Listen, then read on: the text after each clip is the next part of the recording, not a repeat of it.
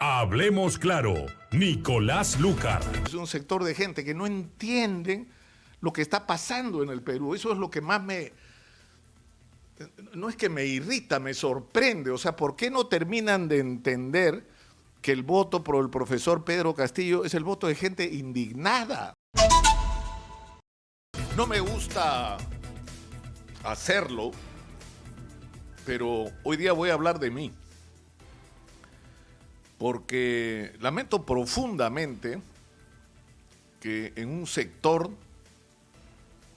de ciudadanos se ha promovido la imagen, no solamente que yo soy un promotor de la campaña del profesor Pedro Castillo, Exitosa.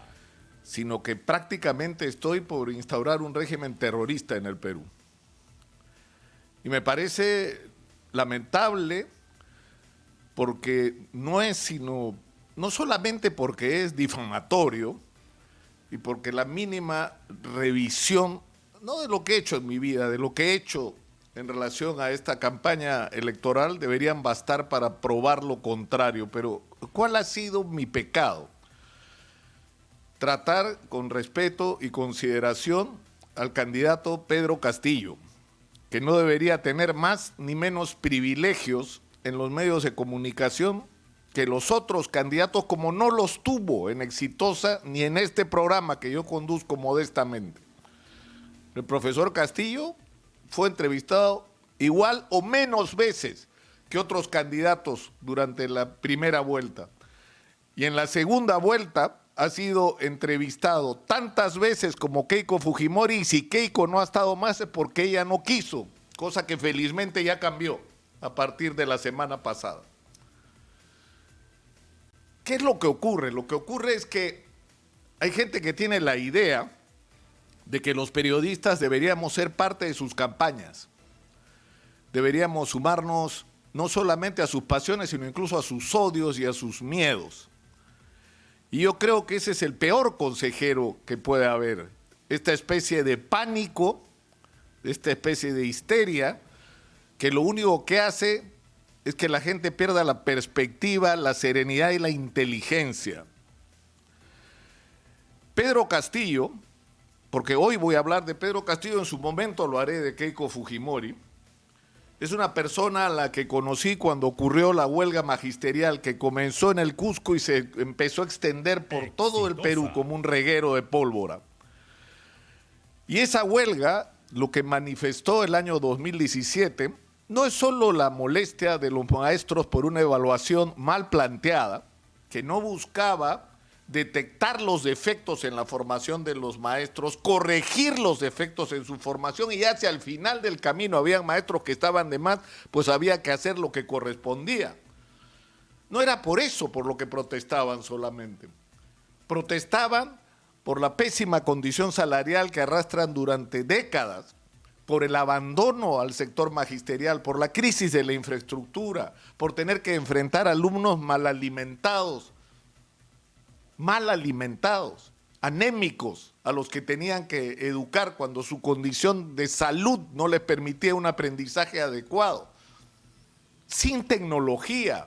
Fue una explosión de indignación de los maestros, no en defensa de sus intereses, en defensa de algo que nos debía interesar a todos los peruanos, que es la educación pública. Y esa huelga fue atacada por los medios de comunicación y yo fui testigo de excepción. Literalmente me mudé a la Plaza San Martín a transmitir todo lo que pasaba con esa huelga porque creí que era mi obligación como ciudadano y como periodista, que la gente escuchara a los maestros y lo que tenían que decir. Y en ese proceso conocí, como puede conocer un periodista, a su entrevistado, un líder social. Nada más. Y hice lo que tenía que hacer. Pero ¿qué descubrí en ese momento? Porque obviamente, porque he sido investigador periodístico, empecé a indagar quiénes eran los dirigentes de esta huelga. Y descubrí que el profesor Pedro Castillo tenía como antecedente el haber sido de Perú Posible. Le he preguntado a Luis Taís esta semana que pasó, porque él ha sido secretario general de Perú Posible, y me dice que hasta donde él tiene memoria, Pedro Castillo fue miembro de Perú Posible hasta que se disolvió el año 2016 después de haber perdido su inscripción. Y un año después estaba dirigiendo la huelga magisterial. Y yo tengo la convicción, porque lo vi, que el profesor Castillo se convirtió en ese momento en una barrera frente a los sectores más radicalizados, algunos de ellos cercanos a Sendero Luminoso, que querían tomar el control del movimiento, que querían aprovechar los errores que en su momento cometió la dirigencia del SUTEP y que ellos mismos han reconocido, y permitió que la huelga los rebasara. Y obviamente que habían sectores super ultras que querían tomar el control de ese movimiento. Y la barrera fueron profesores como Pedro Castillo y Edgar Tello, y yo lo vi con mis ojos, y yo lo escuché, porque ellos lo que querían era reivindicar a los maestros, no tenían una agenda política distinta a esa. Por eso cuando he visto al profesor Pedro Castillo en un partido como Perú Libre, que es un partido pequeño con una ideología ultra radical y con un antecedente de una pésima gestión en el gobierno de Junín, que ha tenido su expresión más clara en que la región donde peor le ha ido a Pedro Castillo ha sido en Junín, que ganó pero con las justas, por 20, 22% de los votos, cuando en el resto de la Sierra y Sur del país ha estado alrededor del 50%. ¿Y por qué han tenido esa votación? Por la pésima gestión de Vladimir Cerrón como gobernador. Y no solo por los temas de corrupción, sino por la ineficiencia, hospitales tirados, como en todos lados. Pésima gestión. Y eso me llamó la atención. Y yo estaba convencido, como lo estoy, que Pedro Castillo es una cosa y Vladimir Cerrón es otra. Y hay gente que quisiera que sean lo mismo. No lo son. No lo son. Podemos confiar en que lo que ha dicho la semana pasada el profesor Pedro Castillo es cierto. Algunos le creen más, otros menos, otros no le creen nada. Él ha dicho que Vladimir Cerrón es Vladimir Cerrón, pero quien ha ganado las elecciones es él. Quien toma las decisiones es él. Quien va a gobernar el Perú en la eventualidad de que él gane y venza los miedos de la gente frente a él, el que gobernará será él. Entonces yo creo que tenemos que serenarnos un poco, enfrentar una situación muy complicada, porque si lo que se impone en el espacio que representa el profesor Pedro Castillo es un programa como este, que no solamente es trasnochado, es un programa que parece, y se los digo yo, que a mucha honra, y quiero que me escuchen los señores del canal de Erasmo Wong, esa máquina de odio que han construido.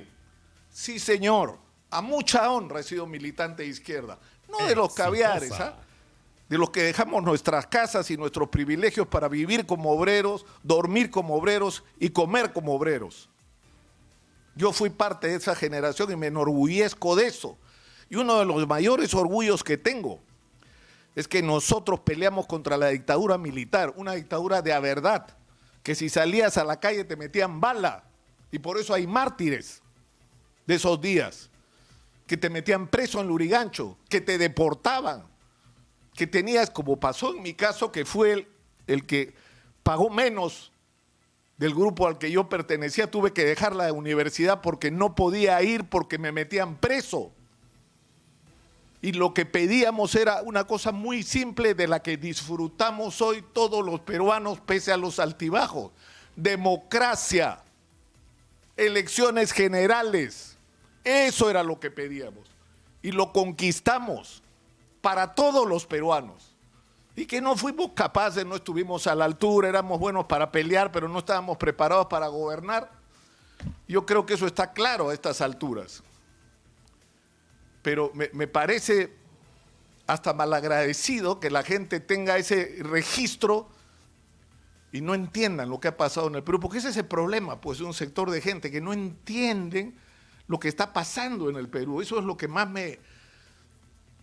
no es que me irrita, me sorprende. O sea, ¿por qué no terminan de entender que el voto por el profesor Pedro Castillo es el voto de gente indignada? De gente que se cansó de esperar que la atiendan, que piensen en ella y que lo que tendría que preocuparse esta gente es cómo hacemos para resolver los problemas de estas personas, para que no tengamos esta inequidad que la pandemia ha evidenciado de una manera tan grotesca. No les pasa por la cabeza. Entonces yo creo que hay que tomar las cosas con serenidad, con la cabeza fría, porque yo creo ser consciente más que otros que si esta definición del profesor Pedro Castillo no se produce de una manera clara y donde podemos entrar a una discusión de algo que es en lo que deberíamos estar. ¿Qué propone el profesor Pedro Castillo? ¿Cuál es su plan de gobierno realmente? ¿Quiénes son los cuadros que van a conducir el país si él gana las elecciones? ¿Hacia dónde nos van a llegar? ¿Cómo van a enfrentar la pandemia? Que es lo que más los agobia, pero esa es la discusión. En este momento, eso es lo que yo quisiera conversar con el profesor Pedro Castillo, al igual que con Keiko Fujimori. Pero en fin, no sé. Disculpen ustedes por haber ocupado este tiempo en hablar de mí. Lamento profundamente que estemos en esta situación. Me parece profundamente injusto y malagradecido para un medio como Exitosa Perú y para una persona como yo, que si algo hemos hecho los últimos años es llamar la atención sobre que algo como lo que estamos viviendo iba a ocurrir si no hacíamos los cambios que el Perú quería. Y nadie quiso escuchar. Hablemos claro, Nicolás Lúcar.